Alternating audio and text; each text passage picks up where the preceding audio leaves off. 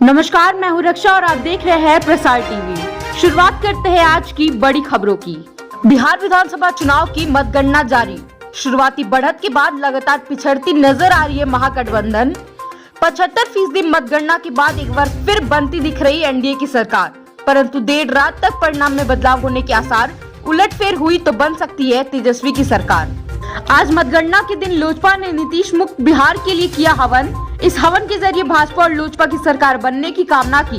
लोजपा कार्यकर्ताओं का कहना है कि आज बजरंग बली का दिन है। नीतीश कुमार की हार और लोजपा और भाजपा की जीत के लिए यह भव्य हवन किया गया। बिहार विधानसभा चुनाव के मतगणना के कार्यक्रम के दौरान एनडीए गठबंधन की बढ़त देखते हुए कांग्रेस नेता द्वारा ईवीएम हैक किए जाने का मुद्दा उठाया गया। केवटी विधानसभा सीट से आरजेडी के अब्दुल बारी सिद्दीकी को हार का सामना करना पड़ा, तो वहीं दूसरी तरफ वाल्मीकि नगर लोकसभा सीट से जेडीयू को जीत हासिल हुई। जेडीयू के धीरेन्द्र प्रताप सिंह ने यहां जीत दर्ज की। दरभंगा की 10 सीटों में से 3 सीट पर भाजपा, 2 पर जदयू और 2 पर वीआईपी की जीत, 1 पर आरजेडी का रहा कब्जा। दरभंगा सीट से भाजपा के संजय सारवगनी ने चुनाव जीता। बिहार चुनाव 2020 की सनसनी रही। पुष्पम प्रिया चौधरी अपनी दोनों सीट पटना के बांकीपुर और मधुबनी के बिस्फी दोनों जगह से लगभग हार के करीब। पुष्पम प्रिया ने लगाया ईवीएम में हेरफेर का आरोप। बिहार चुनाव में चर्चित सीट रही मधेपुरा से जन अधिकार पार्टी के राष्ट्रीय अध्यक्ष पप्पू यादव आरजेडी और जेडीयू के प्रत्याशी से पीछे चल रहे हैं। वहीं सहरसा से आनंद मोहन की पत्नी और पूर्व सांसद लवली आनंद बीजेपी प्रत्याशी आलोक रंजन से लगभग 20,000 मतों से पीछे चल रहे हैं।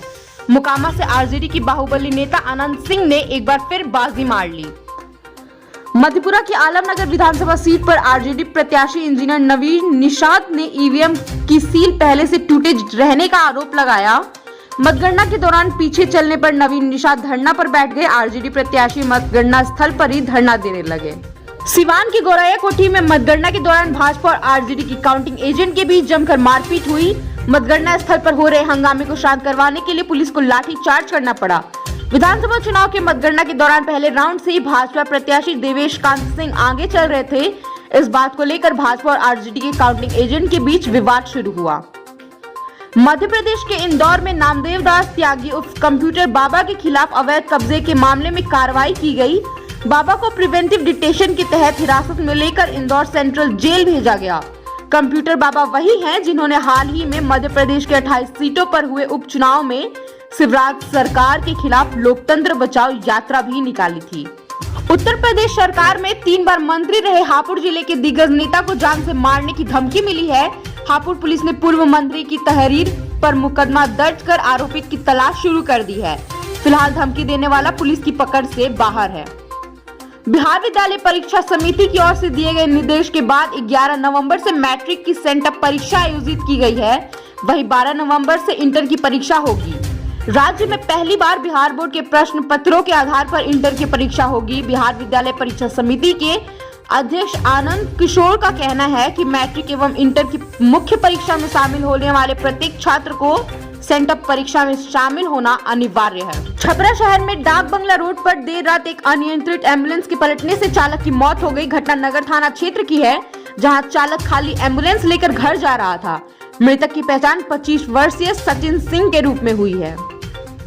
मोतिहारी के अगरवा में छत ढलाई के दौरान करंट की चपेट में आने से 2 मजदूरों की मौत, वहीं 6 मजदूर झुलस गए। सभी झुलसे लोगों का इलाज सदर अस्पताल में किया जा रहा है। सीतामढ़ी के रायपुर गांव के मुसहर टोल के समीप आपसी विवाद को लेकर 12 लोगों ने मिलकर चाकू से 9 वार कर एक युवक की हत्या कर दी, साथ ही साथ उसके भाई को भी घायल कर दिया। भोजपुर जिले में विधानसभा मतगणना की पूर्व संध्या पर भाजपा महिला मोर्चा की आरा नगर अध्यक्ष के पति सह अधिवक्ता की सरेआम गोली मारकर हत्या कर दी गई। मामला जमीन विवाद का था। पकड़े गए आरोपी में मृतक अधिवक्ता का एक छोटा भाई भी शामिल था। मुंगेर के ईस्ट कॉलोनी थाना क्षेत्र अंतर्गत बड़ी आशिकपुर में मानसिक रूप से विपक्ष एक महिला ने अपने 2 वर्षीय पुत्र को चाकू से गला काट कर घायल कर दिया। गंभीर रूप से घायल बच्चे को अस्पताल में भर्ती कराया गया। बच्चे की गंभीर स्थिति को देखते हुए चिकित्सकों ने उसे भागलपुर रेफर किया। पुलिस घटनास्थल पर पहुंची और विपक्ष महिला को हिरासत में लेकर पूछताछ की। संयुक्त अरब अमीरात में एक ऐतिहासिक फैसला लेते हुए मुस्लिम पर्सनल लॉ में बड़े बदलाव किए गए हैं। इन बदलावों के तहत बिना शादी के प्रेमी जोड़ों को साथ में रहने की इजाजत होगी। यूएई में यह लंबे समय से अपराध था। इसके अलावा शराब पर प्रतिबंधों में ढिलाई दी गई है, जो मुस्लिम देशों में हराम माना जाता है। बिहार में कोरोना का वर्तमान मामला पहुंचा 6,273 के पार। इससे ठीक हुए मरीजों की संख्या हुई 2,14,207 और वहीं इससे मरने वालों का आंकड़ा हुआ 1,144 के पार।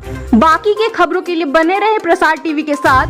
आप हमारी न्यूज को यूट्यूब पर देख रहे हैं तो हमारे यूट्यूब चैनल को सब्सक्राइब करें। अगर फेसबुक पर देख रहे हैं तो पेज को लाइक करें।